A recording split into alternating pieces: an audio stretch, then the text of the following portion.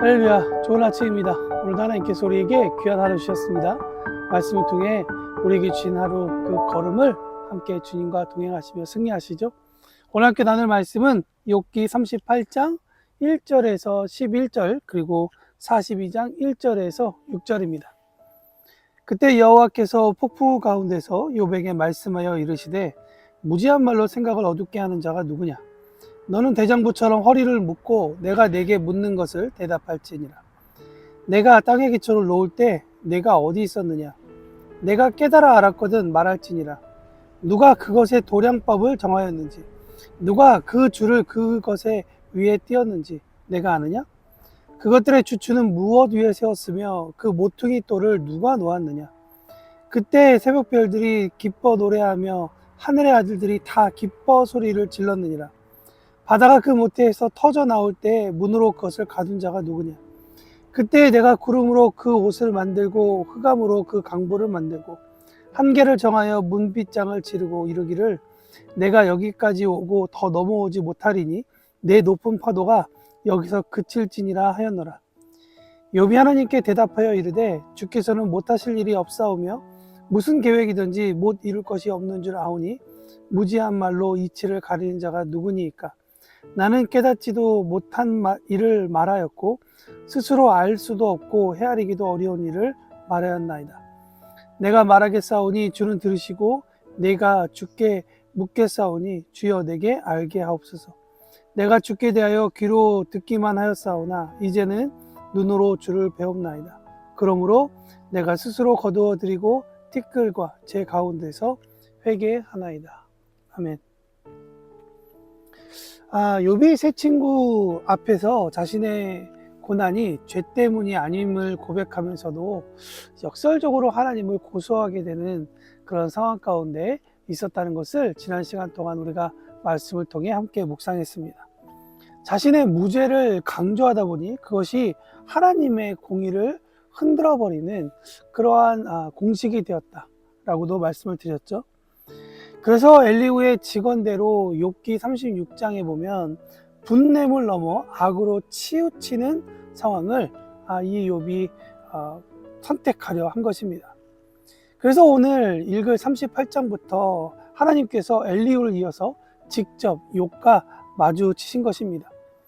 욥기 31장에 보면 자신의 결백을 서약하며 자기의 무죄를 선언하고 하나님께 대답하기를 고소하는 이 욥의 기도에 하나님께서 답변하신 것이라고도 할 수 있을 것 같습니다. 많은 신학자들은 이 욥의 발언에 대해서 하나님을 버리거나 불신한 것이 아니라 하나님을 너무나 많이 신뢰했기 때문에 그로 인해 느낀 배신감과 억울함의 정직한 표현, 바로 이 비탄이라고 이야기를 하는데요.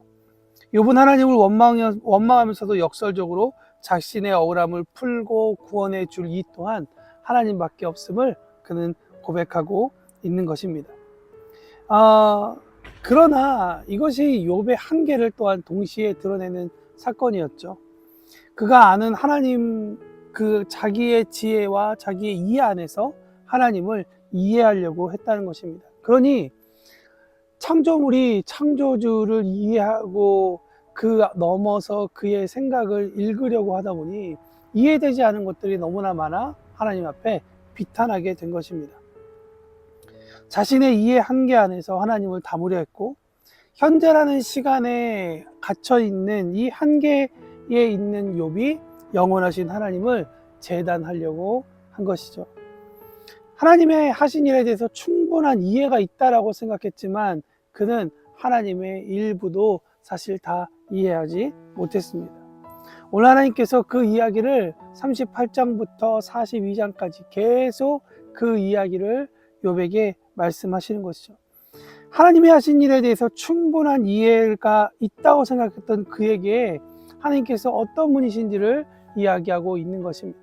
오늘 본문 말씀에 보면 땅에 기초를 놓는 일에 대해서 바다의 물이 왜 무트로 올라오지 않는 일에서 그 경계를 걷는 능력이 누구에게서 땅의 너비를 알고 있는지 비를 내리고 바람을 불게 하며 바람이 어디로부터 오고 가는지 이 모든 과정을 알고 있는지 이것을 컨트롤할 수 있는 능력이 있는지 하나님은 욥에게 질문하고 있습니다.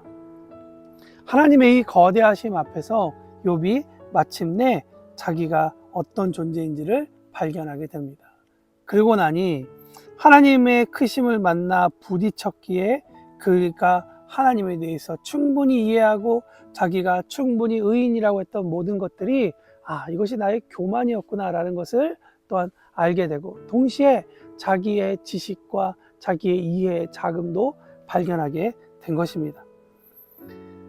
어쩌면 욥이 세상이 어떻게 디자인되었으며 어떻게 움직이고 실행하고 계획되었는지를 알지 못했기에 하나님 앞에서 오늘 본문에 보면 그분을 이해할 수 없다라고 이야기하게 됩니다. 그것은 정말 이해할 수 없다는 것은 감정적인 이제 분함과 또 그동안 자기가 겪어왔던 오랜 시절 가운데에 이 고난의 어떠한 토설이 아니라 마침내 하나님의 그 크심을 발견하게 됐다라고 하는 그런 이해가 될 것입니다.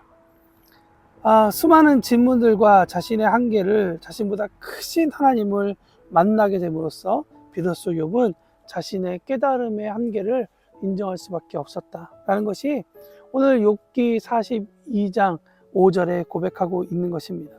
그가 지적인 영적인 안목이 열려 또 다른 차원의 하나님을 만나게 되었다. 내가 주께 대하여 귀로 듣기만 하였사오나 이제는 눈으로 주를 배웁나이다. 사랑하는 성도 여러분, 오늘 욥의 이야기가 우리의 이야기가 되기를 원합니다. 때로는 우리 가운데 참 이해되지 않고 받아들이지 못하는 그러한 사건들이 있죠. 그래서 우리가 오랜 시간 동안 낙심해 있고 하나님에 대해서 의심하진 않지만 그러나 하나님에 대해서 섭섭한 마음도 있고 하나님의 응답하심이 나의 뜻과 달라서 참 어려운 것도 있지만 오늘까지 욥기를 묵상하면서 욥기가 우리에게 이야기해 주고 싶은 이야기가 무엇일까? 곰곰이 생각해 보면 우리가 겪는 고난이 우리의 모든 죄 때문은 아니지만 그러나 그 하나님께서 우리에게 고난이라는 일을 통하여서 우리가 얼마나 하나님의 은혜 가운데 살고 있는지를 발견해 주시고 또한 우리가 하나님 앞에 스스로 하나님께 드린 많은 우리의 선한 일들, 하나님을 찬양하고 예배하고 사랑하는 그 모든 고백의 일들이 정말 하나님을 사랑해서인지 아니면 우리의 어떤 개인의 욕심인지도 발견할 뿐만 아니라 결국엔 하나님에 대한 이해와 하나님에 대한 크기를 우리가 발견하고 하나님 앞에 다시 의탁하게 되는 우리의 삶을 발견하게 될 것이라고 저는 생각합니다. 혹시나 기도의 응답이 늦어지고 뭔가 기도의 응답을 바라고 있지만 그것이 잘 되지 않는 것 같아서 힘들어하고 있는 분들이 계시다면 욥기를 통해 하나님을 다시 한 번 더 만날 수 있기를 바랍니다. 하나님 앞에 기도하십시오. 성토하십시오. 그러나 하나님 안에서 기도하시고 변치 않는 하나님의 그 놀라운 사랑을 기억하며 하나님 안에서 여러분의 기도가 응답되어지고 하나님을 경험할 수 있는 귀한 삶이 되기를 바랍니다. 오늘이 여러분의 그러한 삶의 귀한 한 걸음이 되기를 응원하겠습니다.